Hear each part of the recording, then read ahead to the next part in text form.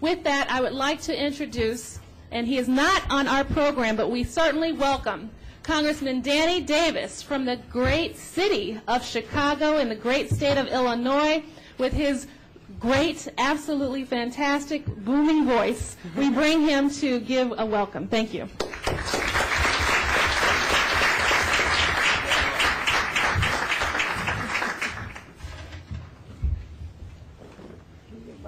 Yeah, I think we arrived.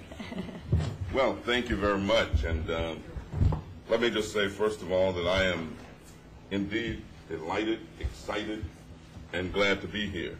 And glad to be here with all of you.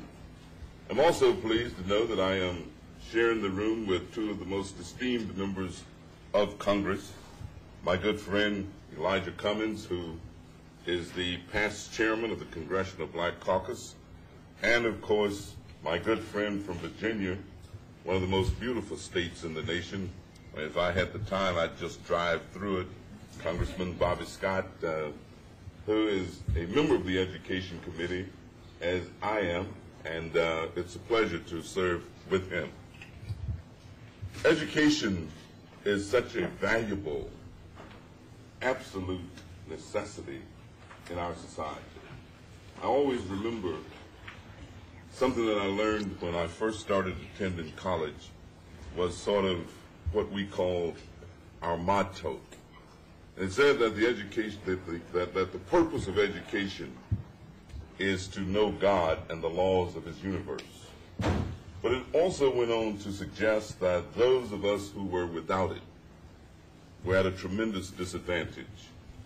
Abraham Lincoln was supposed to have said one time that education makes a man easy to lead, but difficult to drive, easy to govern, but impossible to enslave.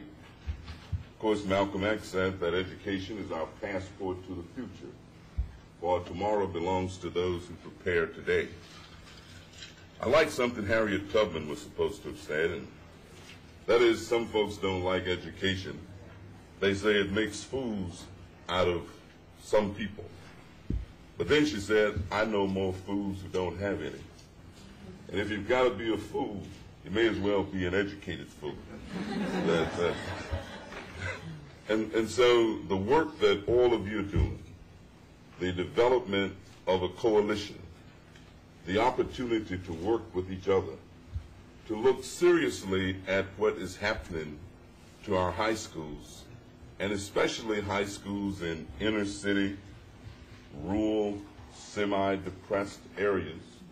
And I've had some experience with that. I used to teach high school in the city of Chicago. And I've noticed that there is a tremendous difference at graduation time. For example, if I do an 8th grade commencement, I notice that the composition is about 50-50. Half the graduates are boys, half are girls. If I do a 12th grade graduation, it's generally in the communities where I live and work and spend the most of my time, about 80-20, or maybe 70-30. That is, 80% are girls, 20%, maybe 30% are boys. And so I appreciate the information, the special efforts that are beginning to take place to take a hard look at what is happening to boys especially, not that it diminishes in any way the need which is focused comprehensively on all of the students, but there is something going on with males of color in America.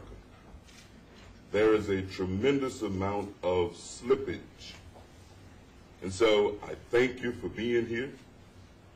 I went to a one-room school when I was a kid growing up, so I know a little bit about rural America too. Miss Beattie King taught 8 grades, plus the little primer and the big primer. And she always taught us that if you focus, chances are you can better understand.